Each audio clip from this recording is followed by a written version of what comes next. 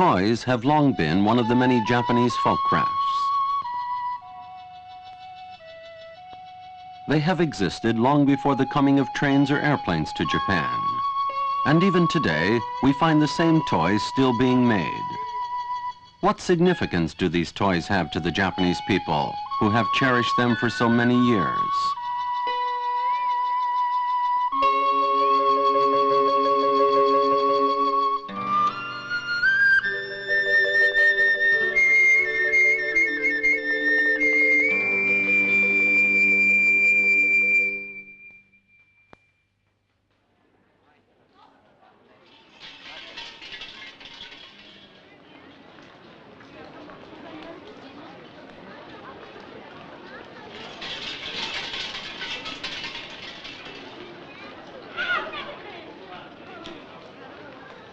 Japanese believe that a child is a gift from the gods.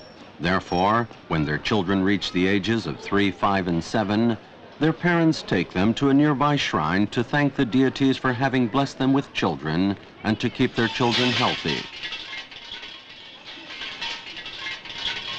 When the worshippers stand at the oratory of the shrine, they ring the large bell hung above it in an effort to attract the attention of the deity.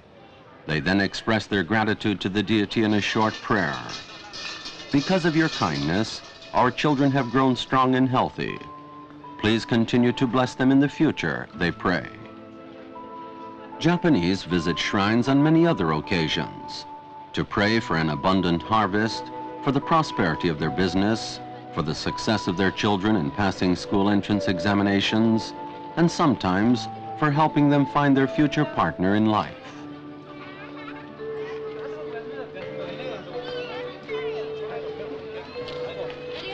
Shrine priests provide the worshippers with charms and good luck tokens. One such charm is the dog, known for the ease by which it delivers its young. A toy dog is given to an expectant mother to serve as a kind of mascot. Shrine souvenirs are also sold at roadside stands in front of the shrine buildings. Worshippers believe that by keeping these toys at home as decorations or carrying them with them, the token will bring good luck and protect them from misfortune. Most of these traditional Japanese toys have been made based on this popular belief.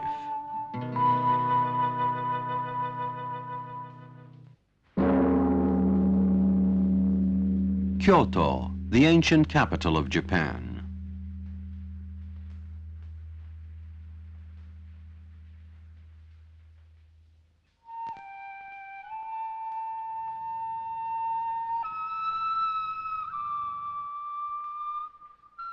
Depicted in this very old picture scroll is a shop selling dolls typical of the Kyoto region. Crowds of townspeople and travelers are seen buying toys at the store.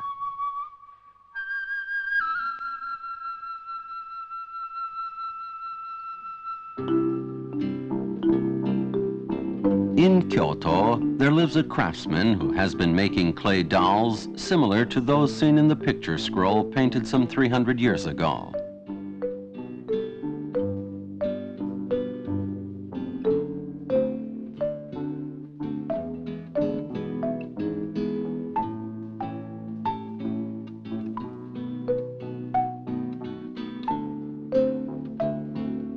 To shape clay into dolls, the clay must first be molded.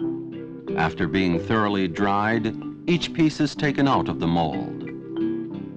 It is then heated at a very high temperature for about 10 hours and finished by being painted with color washes.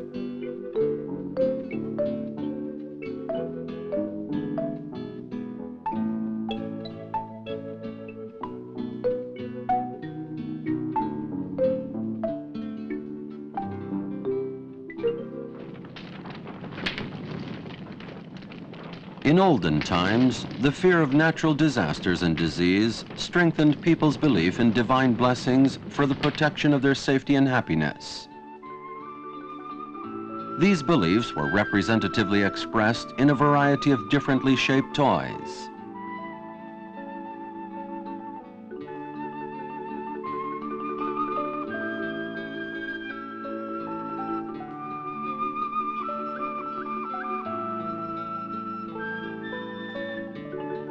The Japanese often used red, which they believed had the spiritual power to drive away disease and evil spirits. Therefore, traditional toys were often painted red to symbolize the earnest wish of parents desiring the safety and happiness of their children. This is Hotei. Hotei is one of the 7 deities of fortune. He is believed to protect the house against fire, which is why even today this toy is often placed in the kitchens of many Japanese homes.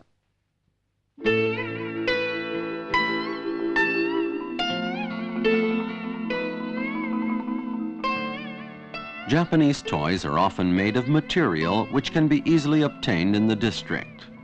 For example, in this particular district in northeastern Japan, where typical Japanese paper is produced, dolls, quite similar to clay dolls, are made of paper.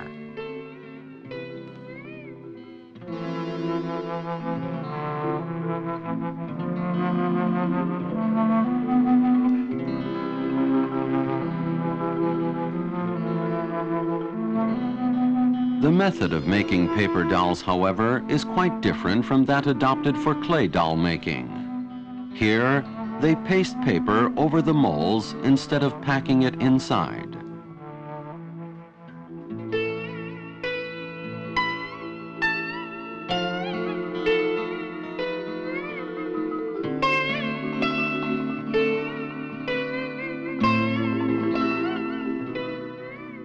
This type of doll is called hariko, or papier-mâché.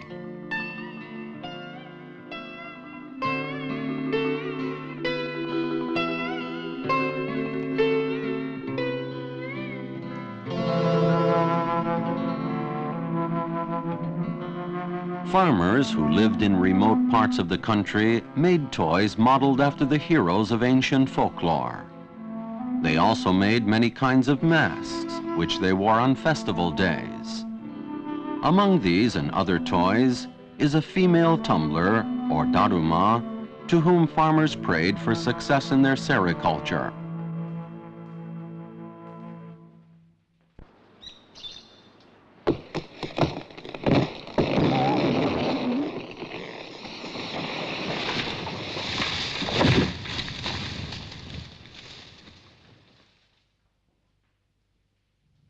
Among the many wooden toys made in the past are some which truly exhibit the beauty and creativity of the Japanese.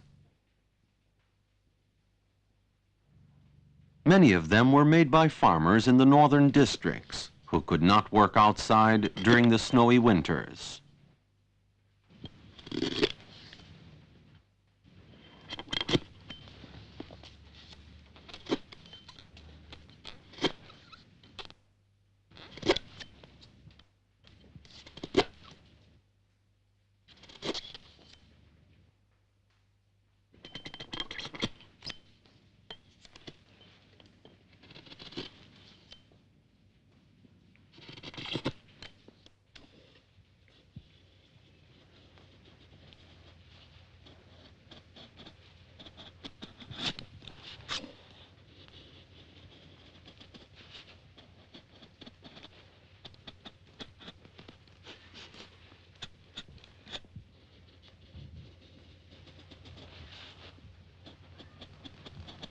The sharp cuts into the wood end in the middle.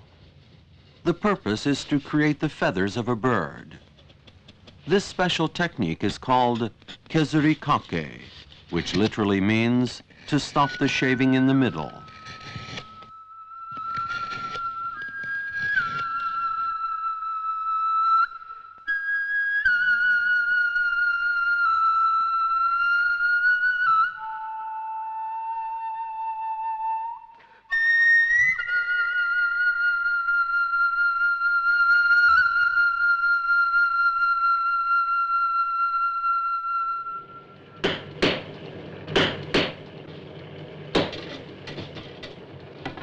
Japanese craftsmen who made wooden tableware also made wooden toys in their spare time. The most representative of these are Kokeshi Dolls.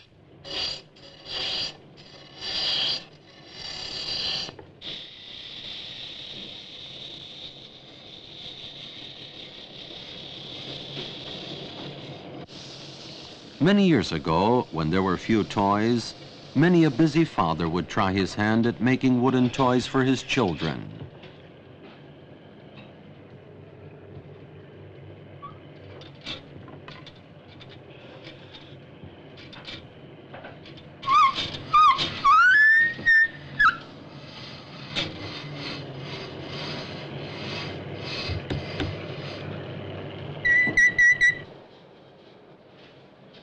Kokeshi dolls were not difficult to make.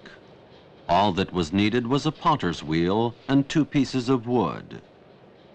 The strong hands of the affectionate father carefully and delicately added originality to each doll, thus creating a simple yet beautiful object.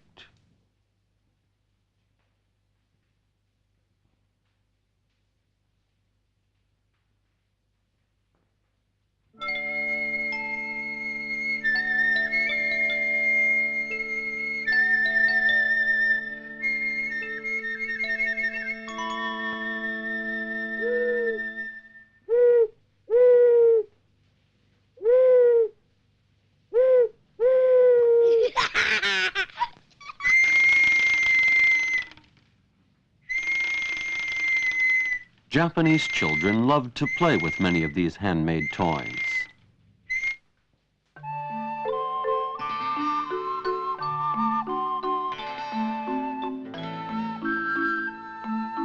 The simple sounds of some toys greatly stirred the imagination of small children.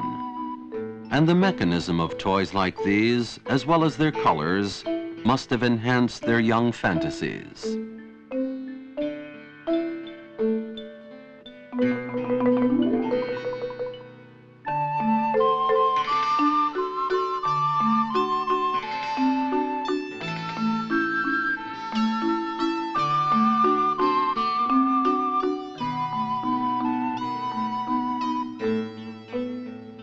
In toys, we find the expression of the people's feelings in their daily lives, their joys, sorrows, and also their humor.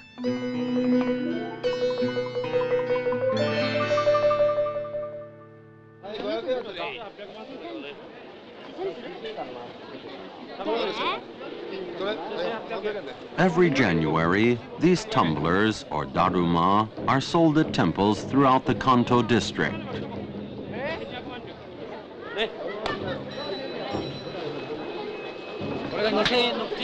The eyes of these tumblers are purposely left unpainted.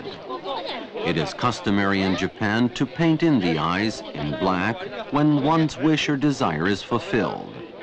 For example, when a political candidate wins victory in an election. And every year, thousands of people gather at the temples to buy daruma.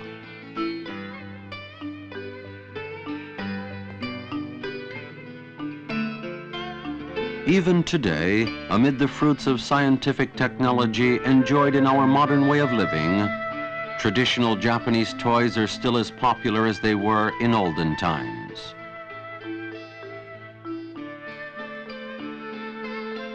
Perhaps we can say that their popularity can be traced to the Japanese love of simplicity and nature.